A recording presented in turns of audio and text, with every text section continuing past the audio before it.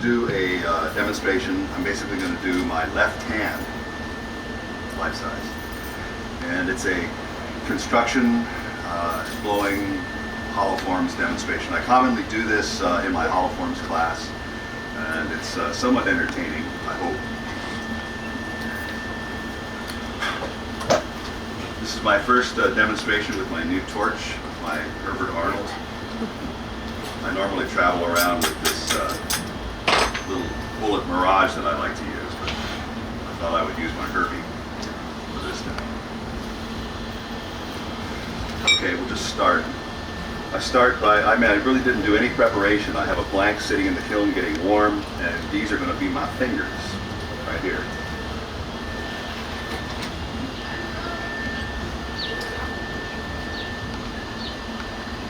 It's pretty quiet out here. There's no ventilation fans or anything to drown out. So if you have questions, you can just shout them out, and I'll do my best to field them as we go. Is it standard wall or thick wall? It depends on what catalog you're looking at. This is sometimes called heavy wall. I tend to work with medium and heavy.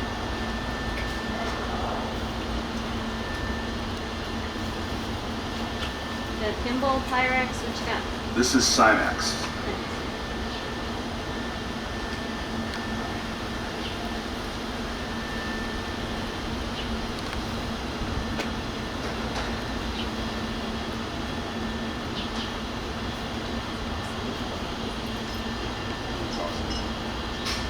I was going to call this the demo in the dirt.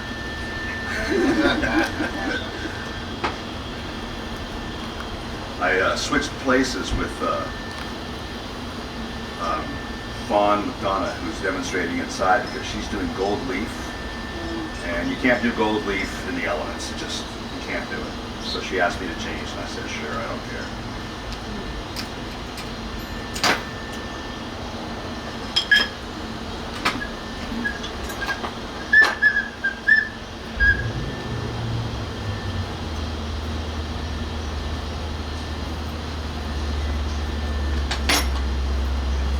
One finger. Let's see.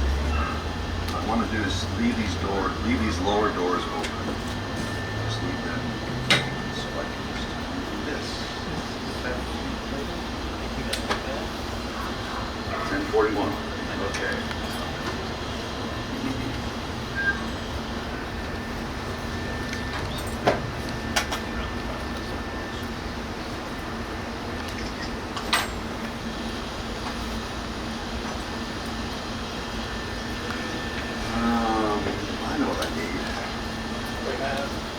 A jug of water.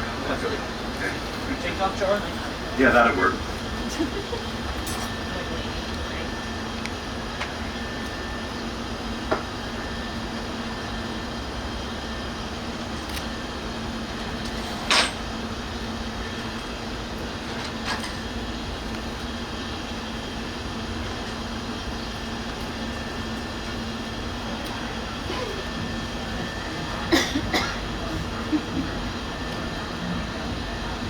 Last time there was a gas conference in Florida was in 1999.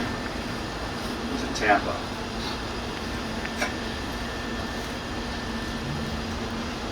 They did the same thing this year that they did then. They had it in, I think it was early April. Because, you know, the weather's just a little more tolerable. Once you get into about May, it gets pretty warm here in Florida.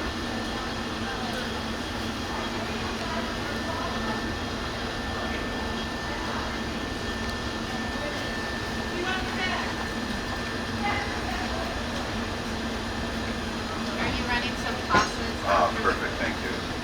Are you running some classes after the conference? Ready for what? Are you running some classes after the conference? I do have classes. My spring schedule is about halfway through, and so I've got, I have a couple of guest artists coming down in April. I have Christopher Ahalt and Dan Coyle coming in April. And then I have one more class toward the end of May that's just me teaching. It's the Life Forms class. I still have space in that class if you're interested. Look me up.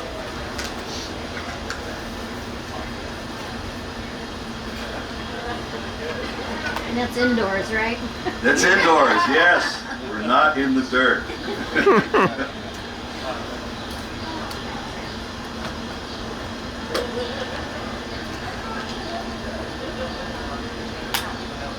And I'm presuming that's at your home studio.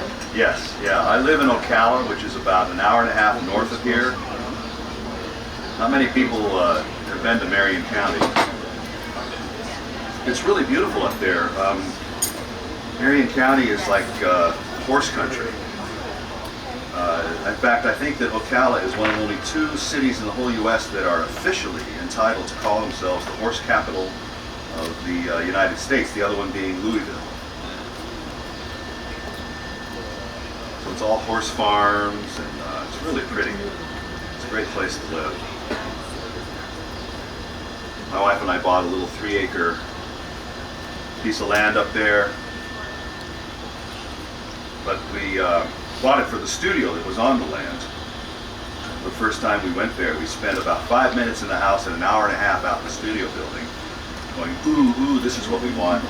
Later on that night, we got home, and she asked me, well, what'd you think of the house? And I said, well, I don't remember much, but it's fine. It'll do.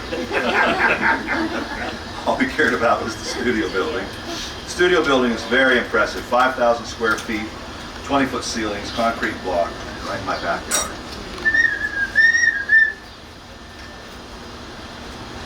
I'm here with my friend from Silver Springs. Oh, nice. That's Yes. just down the road from me. Yes, it is. I'm new to this. Could you explain what your class is that you said you have an opening for in May? It's in May. It's Life Forms, which is the curriculum is about making, life forms. Okay. We have one day we spend on leaves and flowers, another day we spend on bugs and spiders, and another day we spend on things like fish and birds. And it's just life forms. Okay. And how to sculpt them and how to go about doing that. It's really a sculpting class. Oh. It's meant for people with some experience. Okay. It's not a beginner's class, but it's it's a popular curriculum that I've taught many times before, and people usually really enjoy it and get a lot out of it. In our classes up in Ocala, because the studio building is so big, we can house everybody. And there's nothing around where we live, so it makes it convenient that people can come up there, we feed them, we house them, and they basically come and camp out with us for 3 days. I'd like to talk to you afterwards about that. Okay? Happy to do that. That sun going sideways or probably gone by now?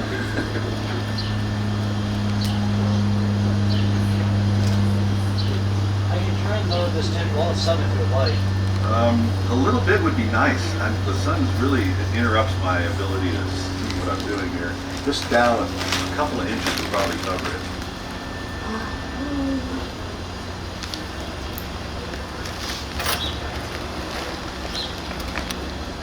Robert, you mentioned the Herbert Arnold is new for you. What made you switch? How do you like it? Talk to us about this torch.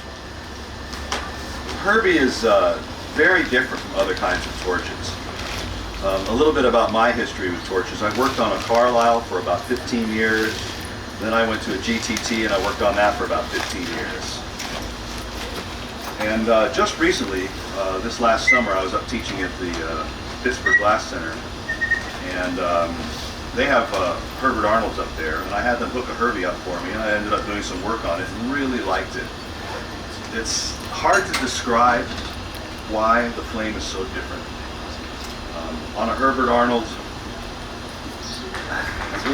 I'm not sure I understand exactly how the flame works. So I can tell you exactly how a GTT or a Carlisle or other flames work. So why they get the glass hot, what the characteristics are. But this thing, it's still a mystery to me. It seems to heat the glass from the inside out, even though that can't possibly be what's happening. That's what it seems to do. So it's a really remarkable flame. It suits my way of working. Some glass blowers like to beat the crap out of the glass, just pound it into submission. I'm not like that. I prefer more of a finesse style of working. I tend to be a small flame guy. You'll see when I make this piece. I tend to work more with small flames, and I'm more of a finesse glass blower. So this type of flame and this type of torch suits me. That's much better, thank you. Absolutely. Thanks, man. So do you still have your GTTs, or are you partnered I with do. those for the Herbie? I do. I have my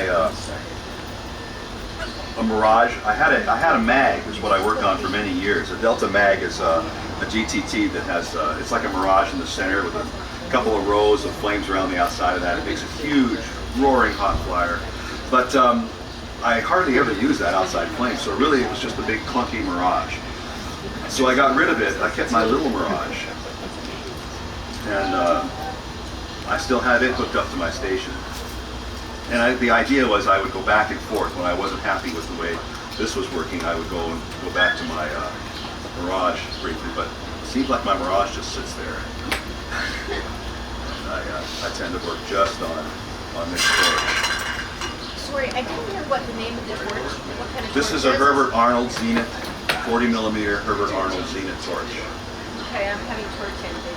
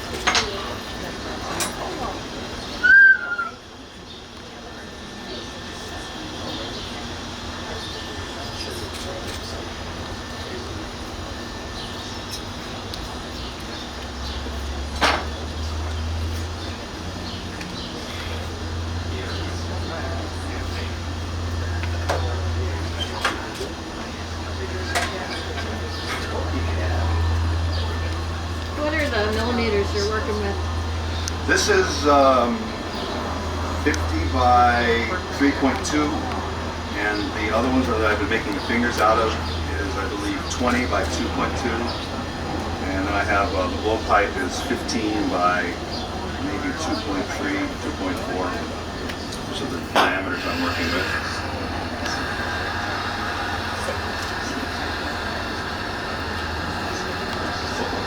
That's going to be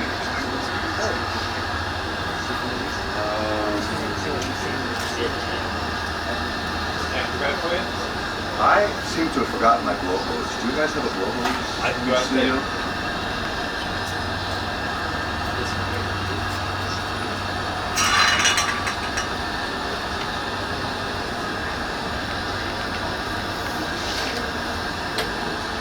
So I've done demos for many years, and I have sort of some standard jokes I like to tell that I'll bore you with. Like, for instance, how is a flame working demo like a NASCAR race? How's that? It's boring until there's a crash. Try not to have any crashes today. Yeah, I'm asking for more tools. I could use a graphite plate out here. I don't like to travel with graphite plates because they break. So just a small graphite plate. What I'm doing here, this is going to be the hand with a little bit of wrist on it. And I know I'm supposed to donate my auction piece, my demo piece to the auction. And I've already done that. It's already over there. That way, if I screw this up, see, my auction piece is safe.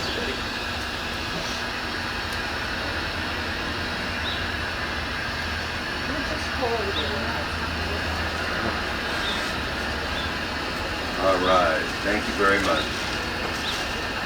That'll do nicely. Here you need graphite? Yeah, right here, please. Thank you. Now I'm organized.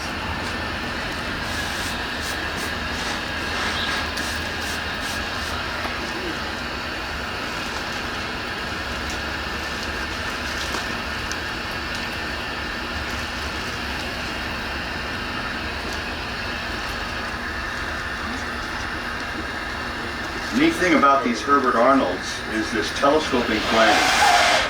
One knob. You get all this range off of one knob.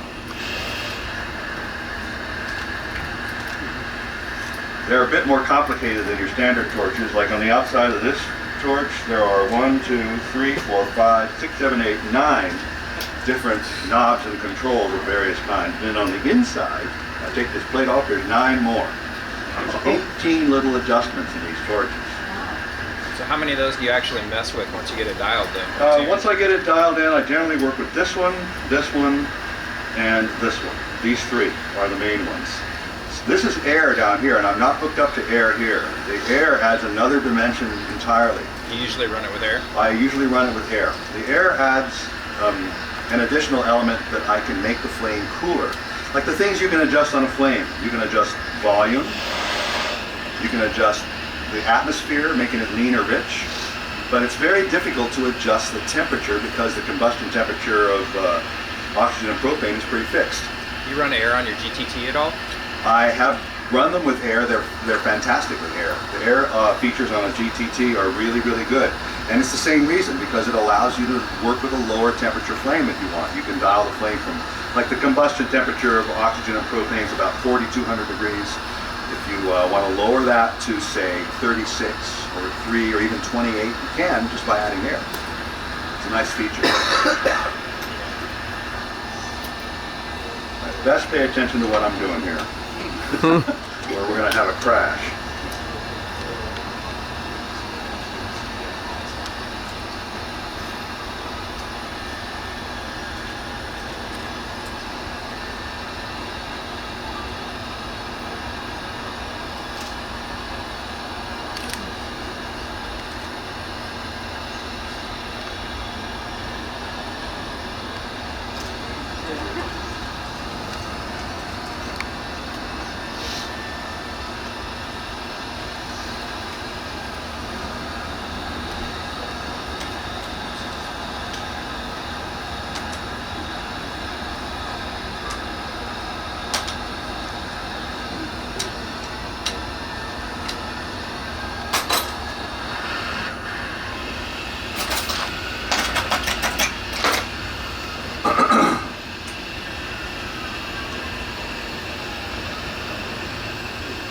I often do the human hand as a demonstration because it really shows many of the awesome tricks that you can do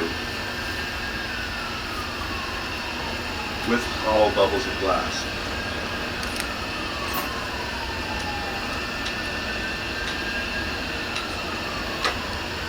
You can see that I'm reshaping the palm simply using heat and gravity, letting that glass drain downhill into the areas that I want. If I just puff out the shape, the walls come out too thin. So I want to move the glass around the bubble.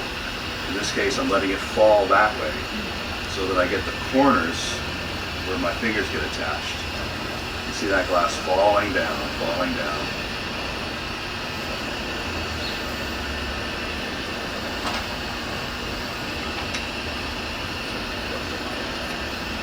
Eric, I'm supposed to tell you that Christian's had car trouble on I-75.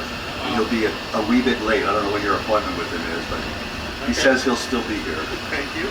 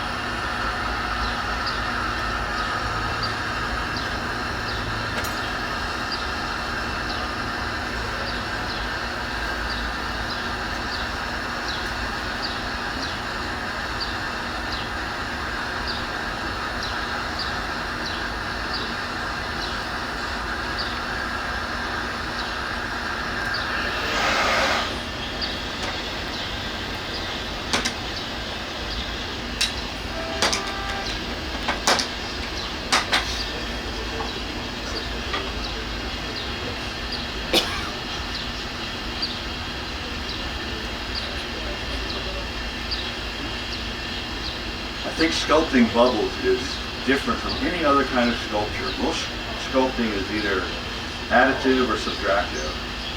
But when you're sculpting a bubble, you're just moving the wall around. And that's different. I can't think of another medium that is like that.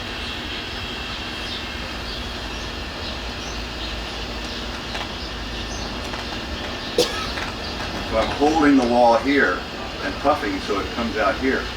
And that gives me this area right here in my palm. And I do that a lot, puffing against the paddle.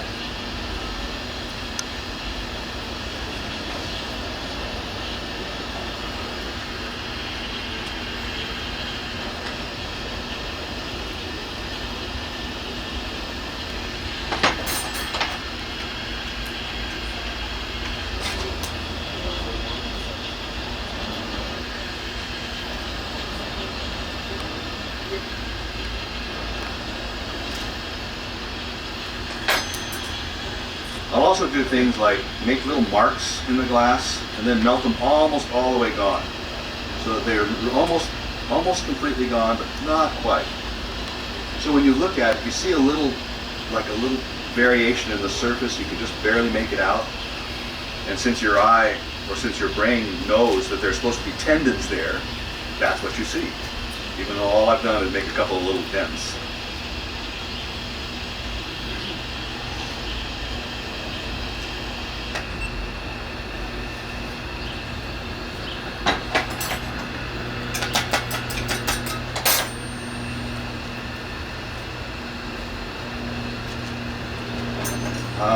There is something else that I could use. Just a little piece of 6mm, little chunk of glass about that long, little clear piece of clear. I brought just enough for handles and didn't bring one extra.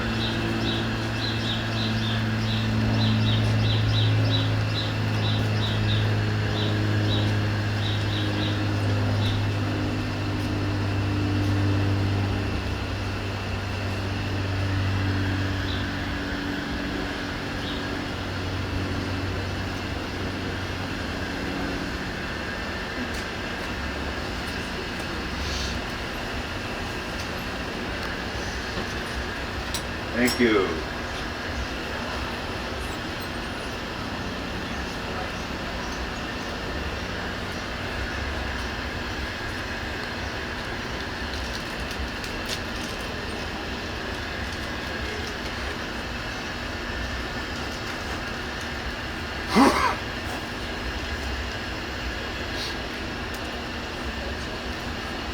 These little dents represent the lines on the palm, but they also cave the palm in. You can see how it's now indented after making these little dents, and so since my palm goes in slightly, you can see how this is starting to come together.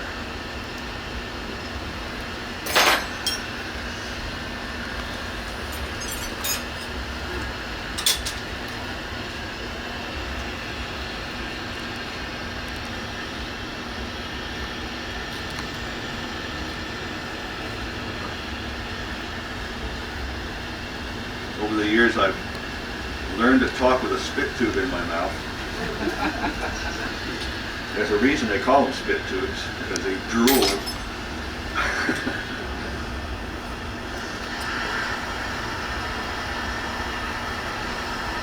So you got to keep your teeth clenched. You can't close my mouth because it'll trap the piece and it'll cave in or pop.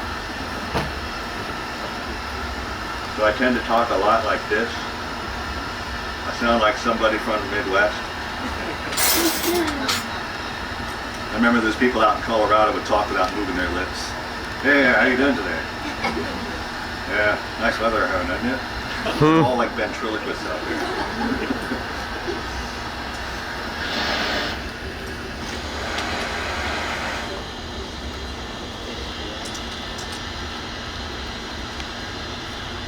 These lines are like the lines on the wrist.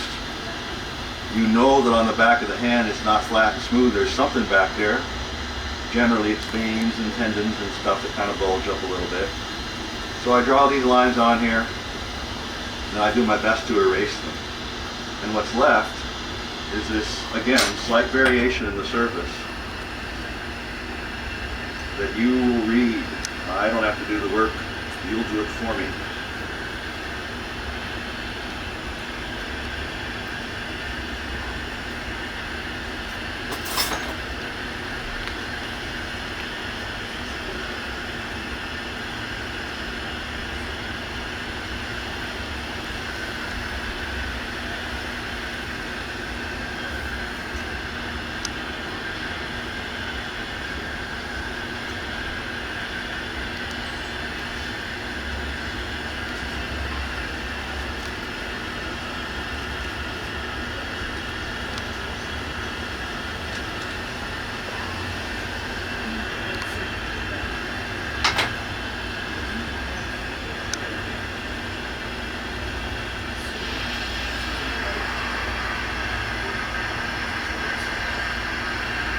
One more small detail.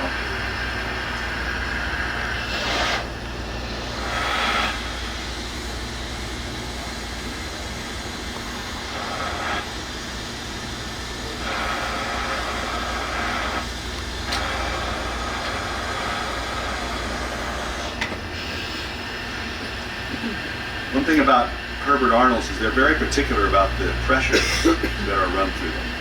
They're very, very particular about it. They really, in fact, they're so particular that you have to have this special little propane regulator hooked up to the line because almost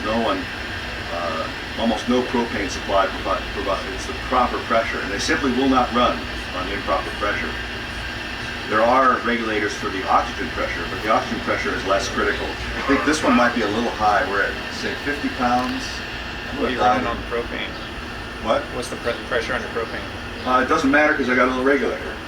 So whatever the pressure of that thing is, very low, very low. Now here the pressure was set at 50 pounds and I just dialed it down to 30. See, now my flame's telescoping a little better. It was roaring and cavitating before. They really like particular pressures.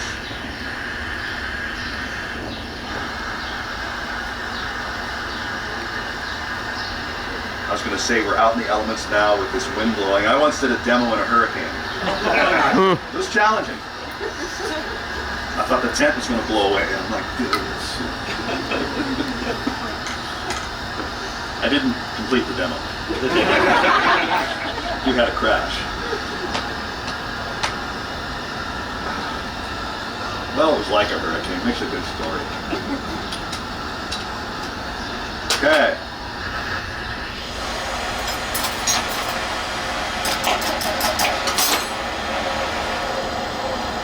Propane's a very dirty gas. Not as dirty as acetylene, but certainly much dirtier than natural gas.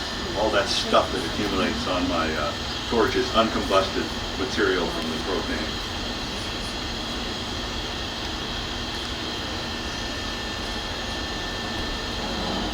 I do these hand demos, and then, you know, for students, we'll try it too. There's always one wise guy who thinks he's the first one that's ever thought of it.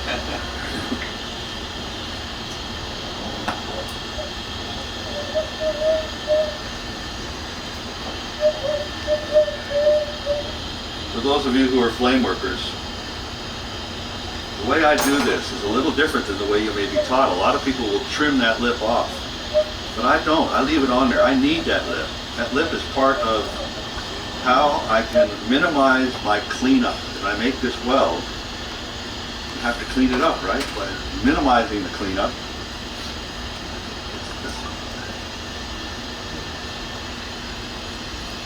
Well, I'll show you like this.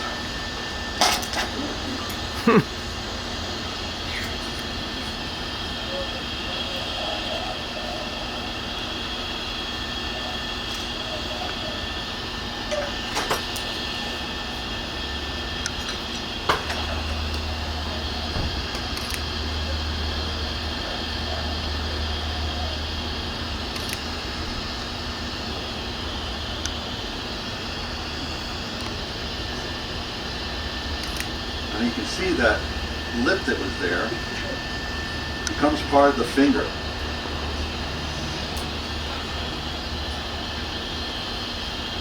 So when I go to clean that up, you'll see that a lot of the work is already done. I tend to sculpt the fingers on the hand There are people who prefer to sculpt the entire finger detail and all and then put it on the hand, but I don't like to do that. I think it's more fun and a little more intuitive to do it this way.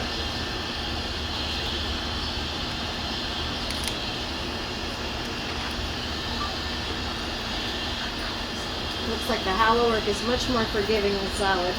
It is. Over a certain size, working hollow is much, much easier. If I tried to make this solid, that would really be challenging. There's a guy here today who's a master at working very large solids. Where'd he go? Where's David? Right here. There he is. David Sandage, everybody. But I prefer to work hollow. Hollow is much easier. You don't have nearly as much glass to keep hot. You can progress your heat in different ways. And because I can puff into it, it gives me control over the shape with very little effort. And that's really nice. All right, let's clean this up. I use a little hand torch to go through and work these welds. And I'll start right here where there's a little fold. The idea is to make the weld smooth so it looks like a natural transition. Visually, that's superior. That's better. One thing I learned about these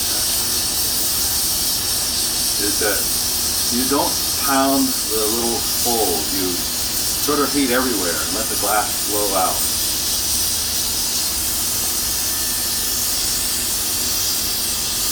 You'll also notice that I'm not bridging.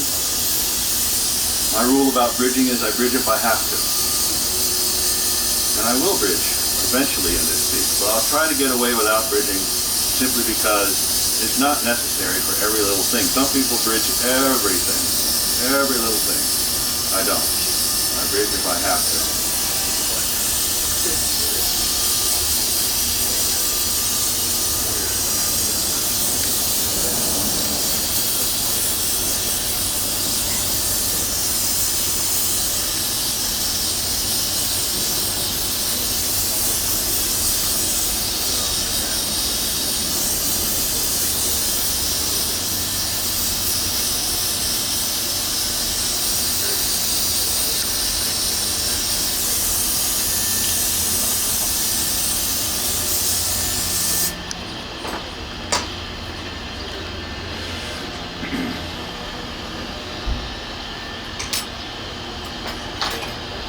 The pressure reduced on your wide joints for the mini, or is it the same pressure? Same pressure.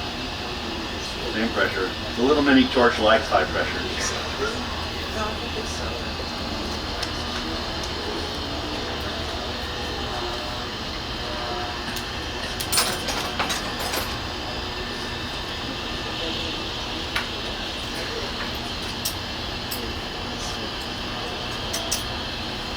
That little knuckle move is something that I've developed over the years to represent knuckles, which is this little protruding, wrinkled part of the finger.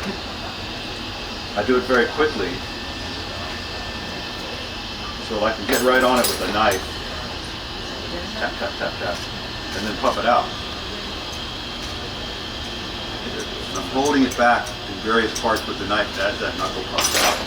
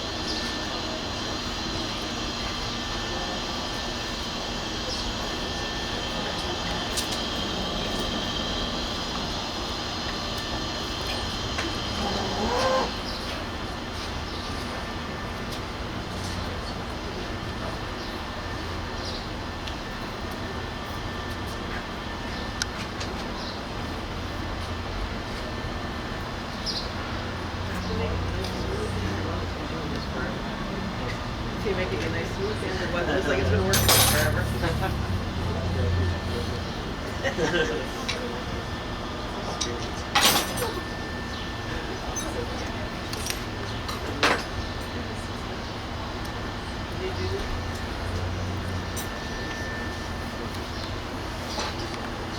So I don't always do this, but out here, it seems like it's a good idea. I keep a Bunsen burner on my bench at home, so I can do quick reheats if I need to.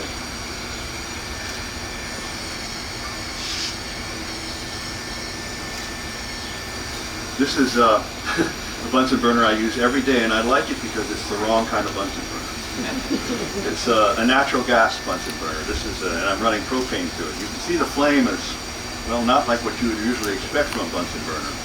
But what I like about it is it is not so hot. A regular Bunsen burner flame is really hot. It's around 1,300 degrees. This Bunsen burner flame's right at 1,000, so it gives me a nice safe reheat. It's a little slow is the only thing, so we're going to go ahead and come from the Bunsen into the torch. If I ever thought I was in trouble, I would just put this back in the kiln.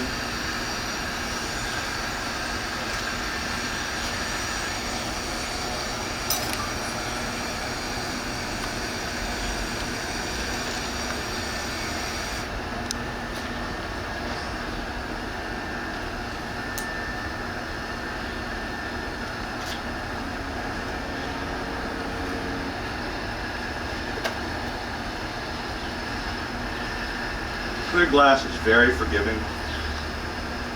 If I was making this out of color, I would be a lot more cautious.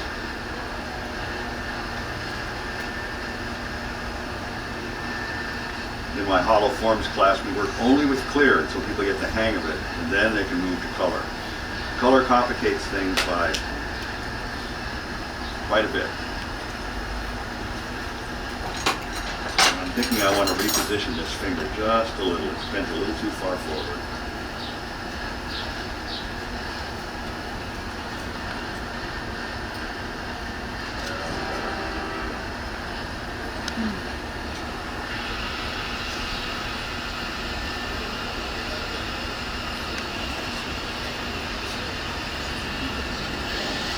It's a nose picker.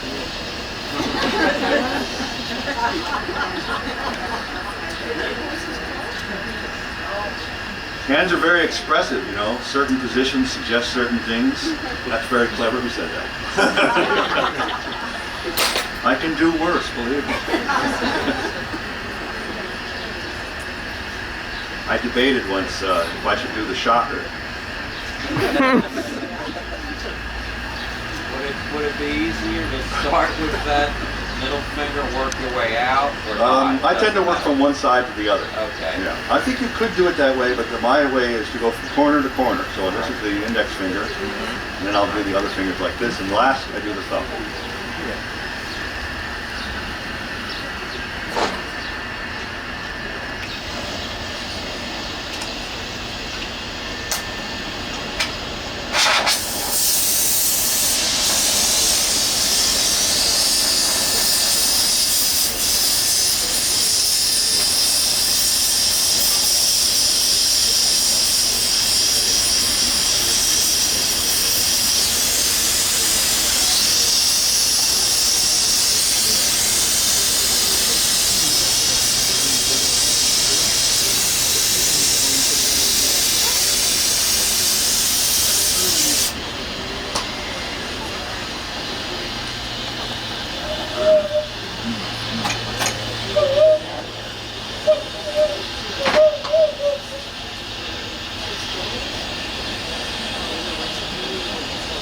Again, I like a nice big lip on there. So it gives me something to land on when I go to put the finger on.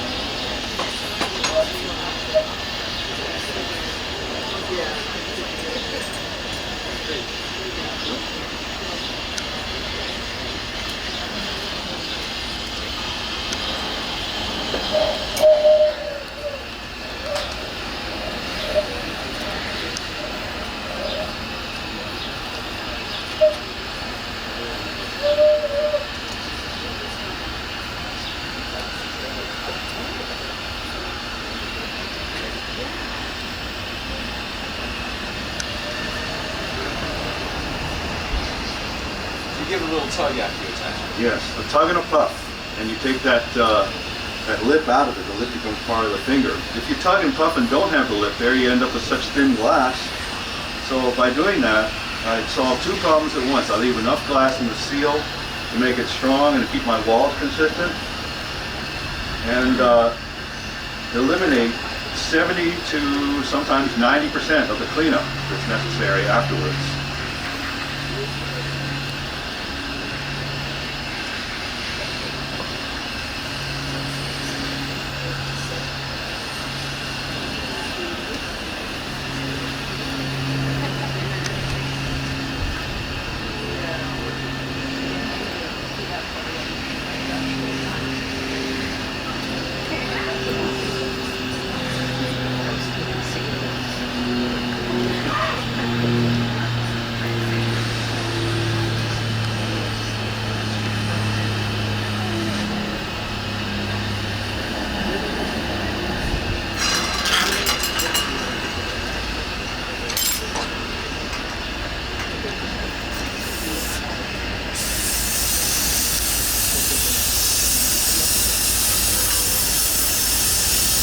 If I ever have trouble with hands, it's always here in between the fingers. So that's the first place I go.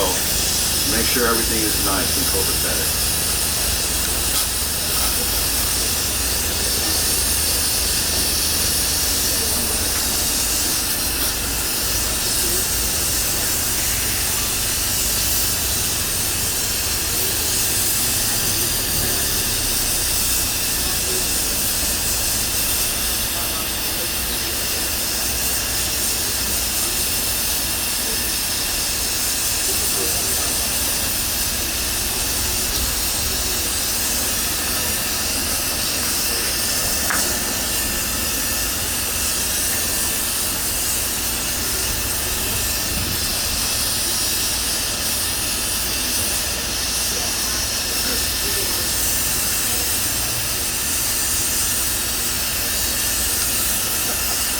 See how quick the cleanup is. Amazing. Leave it there.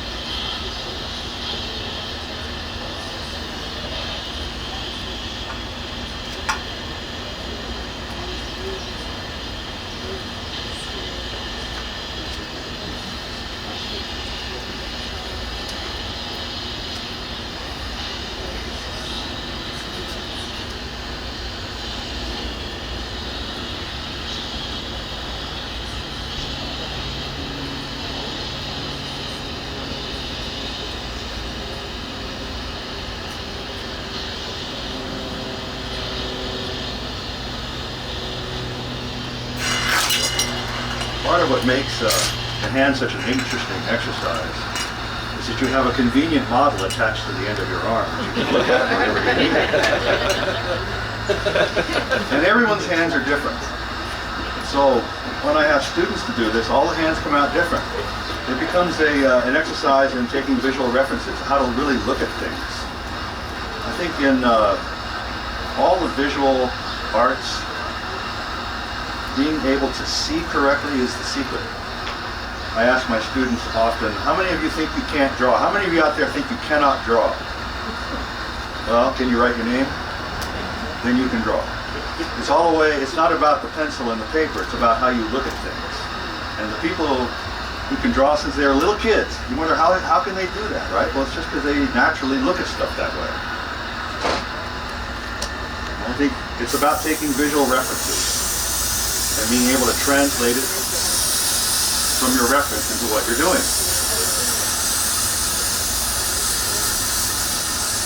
That's why the hand is such a good exercise, because you have this convenient visual reference.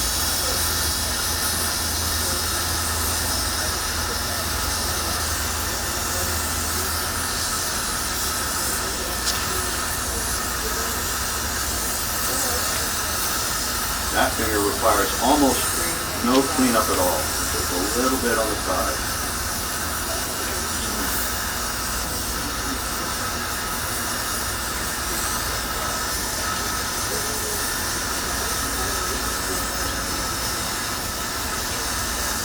Have you been working hollow throughout your whole career, or is that something you added later? I started off in my career doing all little solids and had to learn how to work hollow. That said, I'm still learning. I mean, this is a learning process that never ends. And I enjoy the learning part of it. In fact, I think that's part of the reason I like to get up every day and go to work, because I might learn something new. Every time I do this exercise, and I've done it many times, I do it a little differently. I learn a little something new each time I do it. It seems like it's automatic, you know, because I've done it so many times, but not. Every time there's some little something I go, ooh, I'll remember that.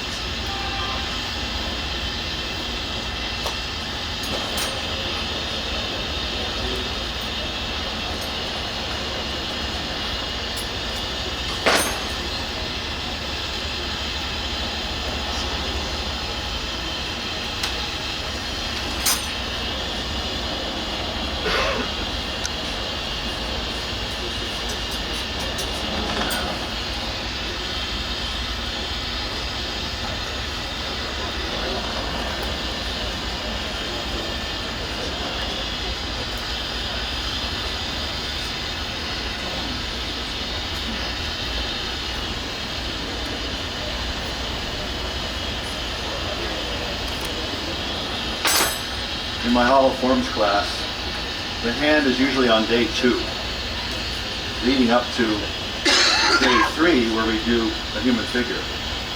Hands are much easier than a whole human figure, which is why that's a good preliminary exercise. Once you can do all these moves and build this construction, then you're ready to try a human figure. Human figures aren't hard because of the construction. An animal's just as hard. Human figures are hard because you can't get away with anything. Everybody knows what they look like. What's day 1? Day 1 is we do a handgun, believe it or not. And we also do a human face. This is a very primitive one to try to get the idea. I'm introducing tools. I don't care if people make handguns or not, but it's the exercise of building a little handgun out of a single bubble without adding or subtracting any glass, just taking a cylinder and changing its shape.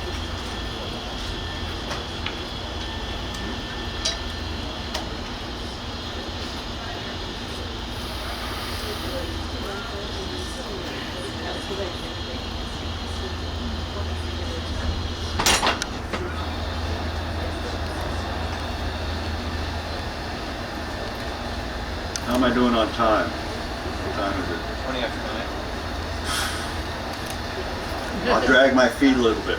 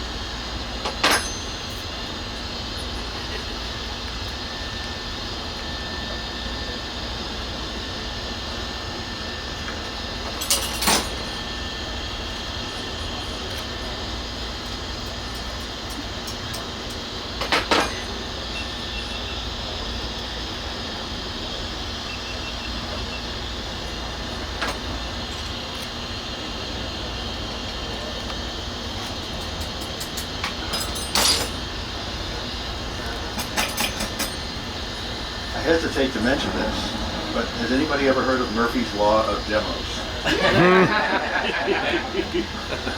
It goes like this.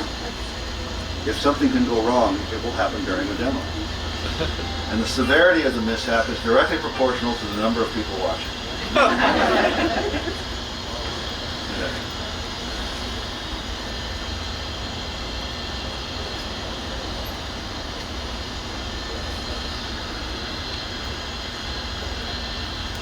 I've had some disasters during demos. I had a demo once in front of like 200 people, and my piece ended up on the floor in 100 pieces. You know, what do you do, right? What do you do when that happens? You Take a bow. Ta-da! Everybody claps. Doesn't matter. It's cool.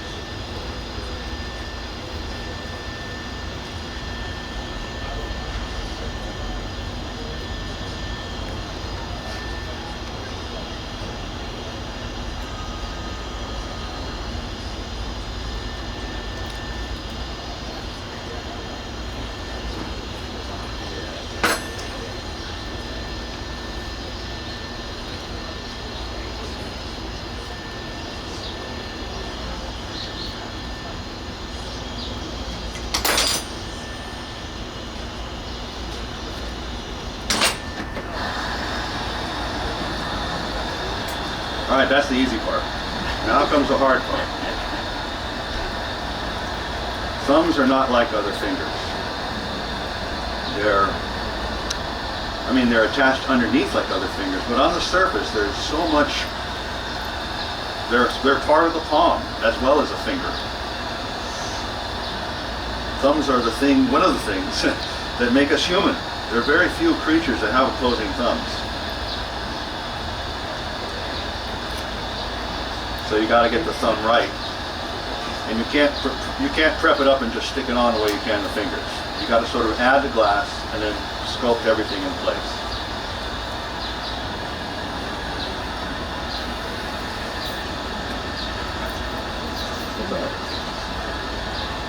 And if you call me sir again, I'm going to slap you.